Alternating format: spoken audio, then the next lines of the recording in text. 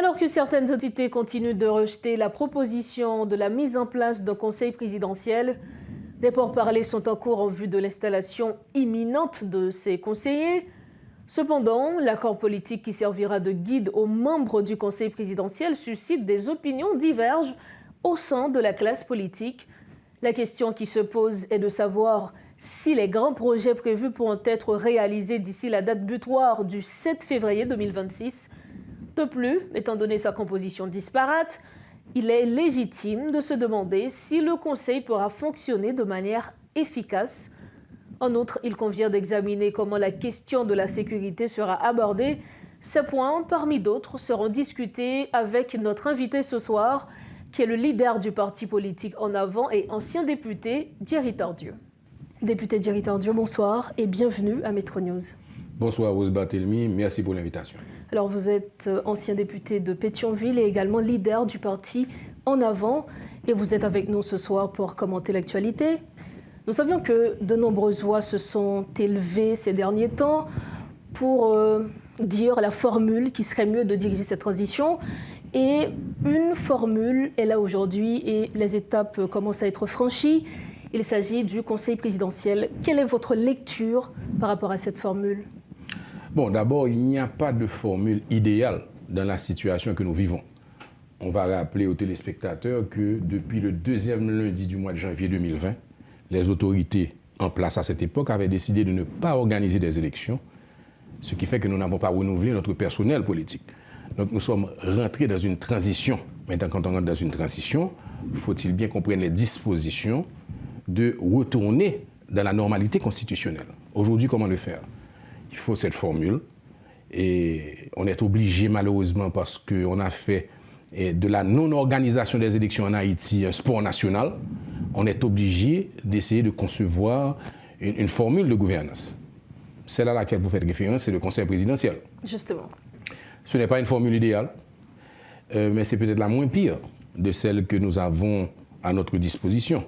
Bien que, disons les choses telles qu'elles sont, c'est qu'en quelque part, il nous faut trouver un compromis politique avec une formule de gouvernance de la transition qui nous permette au plus vite de restaurer la sécurité que les Haïtiens et les Haïtiennes commencent à vivre et à revivre, et bien entendu pour qu'on puisse aller aux élections après avoir certainement déterminé une loi électorale, monter un conseil électoral et bien entendu réformer la Constitution, ce que nous pensons être un objectif et important pendant la transition que nous vivons. Monsieur Tardieu, vous aviez dit qu'il ne s'agit pas de la formule idéale. Dans ce cas, quelle serait cette formule idéale selon vous? Il n'y a pas de formule idéale parce que nous ne sommes plus dans la Constitution. Donc nous sommes obligés de fabriquer, nous sommes obligés de concocter avec audace, avec intelligence, avec malice, une formule qui s'inspire de la Constitution de 1987, mais qui n'est pas la Constitution de 1987. Donc il n'y a pas de formule idéale. La formule que nous avons là, c'est une béquille. C'est comme si on monde ou malade, puis au cassé, ou à l'hôpital, il y a bon béquille. Mais béquille là, son façon pour aider au marché, mais on ne va pas qu'aimer béquille là éternellement. Ce n'est pas un outil de gouvernance permanente, c'est une structure conjoncturelle et provisoire. Et c'est une structure qui a des inconvénients et des avantages. Voyons rapidement ces avantages et notamment les inconvénients de cette formule. Les avantages de cette formule, elles sont claires. D'abord, c'est une formule qui force les acteurs politiques à s'asseoir et à discuter d'Haïti principalement. Malheureusement, Mme Barthélemy, ce que dans mon passage en politique, ça ne fait pas longtemps, depuis 2015, j'ai remarqué qu'en Haïti, en politique, on ne se parle pas. Les politiques haïtiens ne parlent pas parler avec l'autre.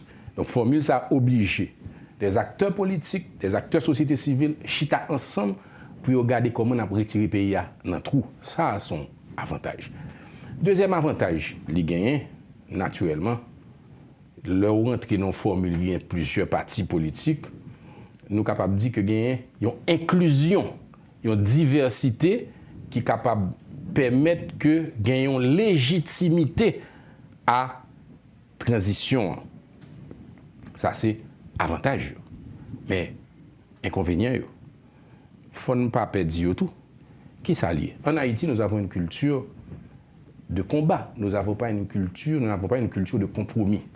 quand on prend des leaders politiques, de chapelles politiques différentes, et on leur demande de s'entendre pour mettre Haïti d'abord, c'est bon bagage facile. Donc, nous t'as souhaité que vous ne pas tomber dans le piège, tout que l'on prend parti politique ou mettez au gouvernement transition, capable de tentation pour utiliser qu'est-ce l'État pour favoriser parti politique dans la prochaine élection qui va venir. Ça, c'est un danger que dit tout. Donc, il y a un inconvénient, il y a un danger, pas de formule idéale. Mais il faut retirer Haïti côté idéal là et il faut entendre tout le monde. Parce qu'après la formule du Conseil présidentiel, nous avons entendu des éminents juristes parler de la formule de la Cour de cassation. En effet. Et la formule de la Cour de cassation, elle a sa validité dans le sens que il y a des gens qui pensent que c'est plus direct, plus facile. Mais il y a un problème et tout. Parce que l'amendement de 2011 qui a été fait par rapport à la Constitution de 1987, c'était justement pour garder le pouvoir judiciaire en dehors de la gouvernance politique du pays. C'est le dernier rempart. Donc, c'est un problème que lié. Ensuite, il y a toute la question de la nomination des juges. Il y a des gens qui parlent du bon, tel juge est mal nommé, il y a des gens qui parlent du monde qui est nommé là, son président, dans tel parti politique, soit un autre tomber dans l'obéi. Justement. Donc, problème. Donc, c'est pour ça que je vous dis qu'il n'y a pas de formule qui soit idéale.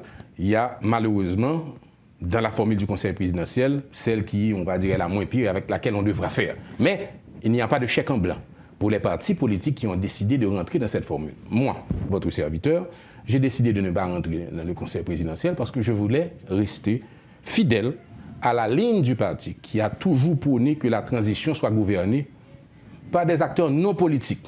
Pourquoi? Parce que nous estimons que le politique doit, pendant la transition, rester en dehors. Cependant, nous comprenons que le moment est un moment exceptionnel. Et à tout moment exceptionnel, il y a des partis politiques qui peuvent décider de prendre des dispositions exceptionnelles. Donc nous sommes d'accord de supporter cette formule, tout en sachant qu'il y a beaucoup d'inconvénients, de problèmes. Alors, nous savons qu'il y a un accord qui régit justement ce Conseil présidentiel. Il s'agit de l'accord politique pour une transition pacifique et ordonnée. Quelle est votre compréhension? Comment comprenez-vous les grandes lignes de cet accord? Bon, les grandes lignes de cet accord reflètent le sentiment de la plupart des acteurs politiques et des acteurs de la société civile, on va dire des forces vives du pays. Qui ça accord a dit? Accord a dit d'abord qu'il faut restaurer la sécurité. Donc, il faut que la sécurité blaye gratis si chérie dans tout le pays. Accord a dit qu'il faut que nous mettions un organe de contrôle de l'action gouvernementale au CAG. Il faut gagner des personnalités qui sortent de plusieurs secteurs dans la société qui viennent contrôler que les gens qui dirigent ne pas mettre dans la caisse de l'État. C'est une feuille de route qui parle nous de conférence nationale. Conférence nationale, c'est qui ça? C'est une projection d'avenir. Une projection d'avenir extrêmement importante aujourd'hui, parce que c'est le moment de mettre Haïti en avant. C'est le moment de prendre Haïti au sérieux. C'est une occasion exceptionnelle qui est donnée aux forces vives du pays. Alors, aux élites, qu'elles soient politiques, économiques, sociales, syndicales, universitaires, de penser Haïti autrement que nous l'avons fait durant les 200 dernières années. Alors, vous l'aviez dit, le Conseil présidentiel aura entre autres la responsabilité d'organiser les élections, de gérer la question de la réforme constitutionnelle, de rétablir la sécurité. Est-ce que selon vous, dans l'intervalle, ce Conseil pourra accomplir ses grandes priorités? Bon, ils ont prévu une période de 18 à 24 mois. En effet. Je n'ai pas eu le temps de terminer ma dernière réponse pour vous dire qu'au niveau de la feuille de route aussi, il faut prévoir, il faut penser à la réforme constitutionnelle qui est prévue à l'intérieur de ce document. Vous savez que moi, personnellement, j'ai mené un combat pour la réforme constitutionnelle parce que j'estime que l'Haïti de demain que nous voulons construire est une Haïti où nous devons alors d'abord aller revoir certains concepts, certaines dispositions, certaines provisions de la loi mère. Bien que nous sommes aussi d'accord que ce n'est pas la constitution qui est tellement pas bon que nous-mêmes en Haïti qui pas respecter. Ce n'est pas la constitution qui est mauvaise qui fait que jusqu'à présent on n'est pas encore mis sur pied le Conseil constitutionnel. Mais c'est la non-application. C'est la non-application et c'est le fait que nous avons décidé de ne pas respecter la Constitution. Et d'ailleurs, c'est le non-respect de la Constitution qui nous a mis aujourd'hui dans cette situation. Parce que si nous avons fait élection depuis le 2e lundi janvier et mois janvier 2020, les champs Constitution ont été mandés, je dis à nous pas à monter, descendre pour nous faire une formule pour nous gérer le pays. Donc, 18 à 24 mois, et il faut au moins 12 mois incompressibles même toute bagarre en forme, il n'y a pas de problème de sécurité pour organiser l'élection comme ça doit dans le pays d'Haïti. Donc c'est irréaliste, selon vous? Je ne dis pas que c'est irréaliste, c'est que si on prend 18 mois de transition, ça veut dire qu'il y a 12 mois consacrés aux élections, du jour où nous créons le conseil électoral jusqu'à la proclamation des résultats. Ça veut dire qu'il y a 6 mois pour restaurer la sécurité. Si nous décidons de le faire en 24 mois, ça veut dire qu'il y a 12 mois pour restaurer la sécurité.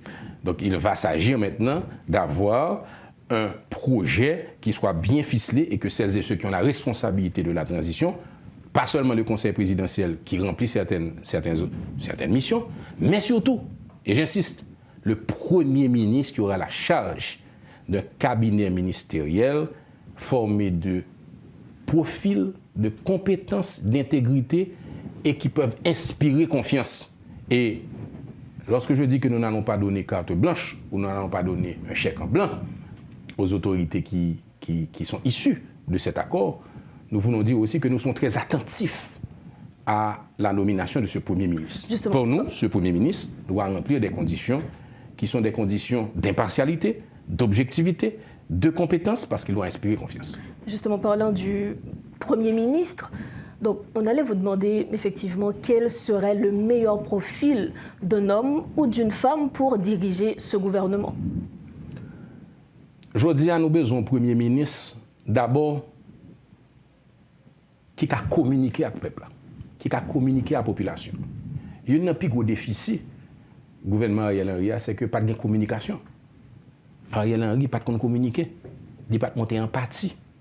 Les lap tweet ou bien les lap parler, on senti que y a un détachement de la réalité que nous-mêmes, peuple, en vivons. Donc d'abord, il faut que son monde qui a communiqué. S'il n'a pas communiquer, il faut le staff qui a communiqué. C'est extrêmement important. Parce que diriger, c'est communiquer d'abord avec ceux que vous dirigez. Un. Deuxièmement, nous pensons que son personnalité qui t'a doué inspirer confiance. Je vous dit tout à l'heure là. Donc, dans caractère, personnalité, véhicule, gens liés, son monde qui est capable de mettre en confiance moi-même, mais qui a mettre adversaire politique que je vais gagner dans la prochaine élection en confiance. Qui a mettre le secteur privé en confiance. Qui a mettre secteur privé, secteur syndical, secteur professionnel, secteur sportif, secteur paysan, secteur femme, secteur et diaspora. Donc, c'est un rassembleur. Donc, ça, c'est des qualités importantes pour le prochain Premier ministre, parce que nous retrouvons nous non qu'à fou côté responsabilité à très grand. Bon, je pense que c'est son monde tout. Il faut le connaître politique, il faut le connaître politicien, il faut le connaître système, il faut le connaître l'État. C'est pas un monde qui vient là et puis tout d'un coup, son papa tout d'un coup, pour apprendre toute bagaille tout de suite. Il faut déjà connaître comment bailler au marché, parce que le prend rien pays dans un moment extrêmement difficile côté Haïti, au fond du tout. Voilà. Député Naptouné, dans la question sécurité, on peut être capable de financer avec interview ça. Donc on est que la sécurité, c'est un grand mot lié aujourd'hui dans le pays et le Conseil présidentiel a bien notamment pour lui charger de rétablir la sécurité dans le pays.